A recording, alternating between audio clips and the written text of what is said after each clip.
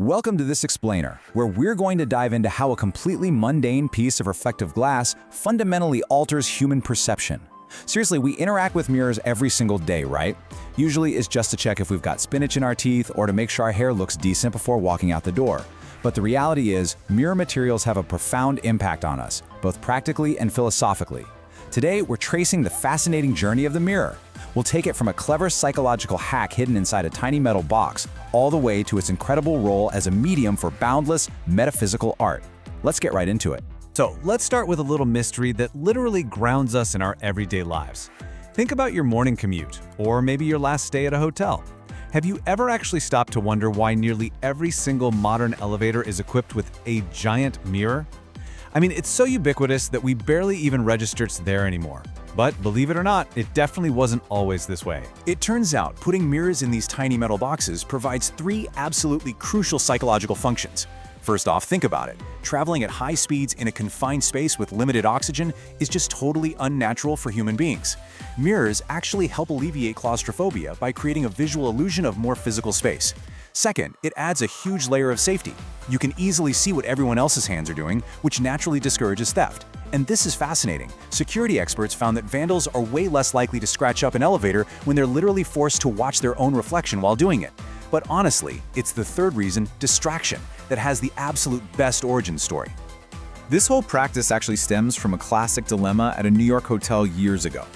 Guests were just relentlessly complaining about the painfully slow elevators. It was becoming a massive headache for the business. The hotel manager, as you'd expect, looked into speeding up the actual machines. The catch? The mechanical upgrades were just astronomically expensive. They literally couldn't afford it.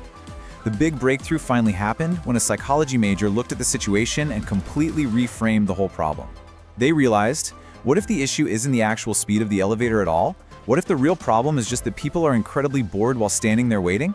That was the big aha moment. It was vastly cheaper to cure the guests' boredom than to overhaul the actual elevator mechanics. Now, what is really wild here is the complete disconnect between objective reality and perceived reality. After the hotel slapped some mirrors next to the elevator banks and inside the cabs, the actual physical speed of the elevator did not change by a single second. Zero difference. Yet the complaints completely vanished overnight. Why? Well, because human beings simply love looking at themselves. We fix our hair, we check our outfits, we subtly check our posture. By simply giving passengers a mirror, that occupied time suddenly felt significantly shorter than unoccupied time. This perfectly demonstrates what researcher David Meister calls the first law of service. The formula is super simple, but incredibly powerful. It goes like this: satisfaction equals perception minus expectation. Basically, if you expect a long, boring wait, but you perceive the wait to be pretty short because you're happily distracted by your own reflection, your overall satisfaction absolutely skyrockets. This proves that if you can subtly manipulate a person's psychological perception of time, you can completely change their reality without ever touching the underlying technology. Okay, let's zoom out a bit and see how this builds into something much grander. We're going to take the psychological power of the mirror completely out of the elevator and drop it into the boundless realm of public art and landscape design. As researcher Yang Yi eloquently points out, mirrors do a whole lot more than just reflect light. They literally connect the real with the imaginary, creating this wild delusion of infinite extension. When artists and architects actually utilize mirrors, they typically rely on three core properties. Reflection is just the basic physics, right? Bouncing light back at the viewer. Then there's reproduction, which is what happens when people, buildings, and skies are duplicated, making you stop and think deeply about what you're actually looking at. But the third property, expressiveness, that's where the true magic happens. This is a mirror's ability to completely shatter our stereotypes of ordinary things through exaggerated deformation and reflection. And nothing brilliantly illustrates that expressive property quite like Anish Kapoor's massive cloud gate over in Chicago's Century Park. It uses its soft, kind of bean-like shape to project a totally deformed, eclectic version of the surrounding skyscrapers. So it isn't just a flat pane of glass. It bends the strict, rigid grid of the city into something that feels incredibly organic and fluid. The absolutely crucial point here is that if we analyze this through a philosophical and aesthetic lens, CloudGate is so much more than its physical materials. Yes, objectively speaking, it is 110 tons of highly polished stainless steel, but functionally, it's a profound metaphysical installation. It introduces this deep, symbiotic dialogue between humans and their urban environment. By visually pulling the sky down to the ground and warping those towering buildings above, it actually gives the viewer a sense of supernatural power.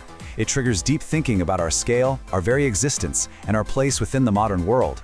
Now, let's pivot and look at another profound use of this medium, Yayoi Kusama's Infinite Mirror House.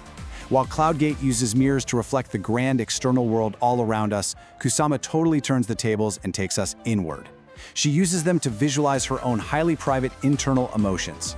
She pairs intensely reflective surfaces with these high-contrast, colorful, repeating dots and lights, literally inviting us into the quietest, most vulnerable parts of her own mind. Through all these repetitive reflections, Kusama creates a truly boundless spatial illusion. It creates an artistic conception of pure emptiness. When you actually stand in this space, the physical boundaries of the room, and way more importantly, the boundaries of your own self, they just seem to completely dissolve. Viewers actually report experiencing this deeply moving feeling of eternal disappearance.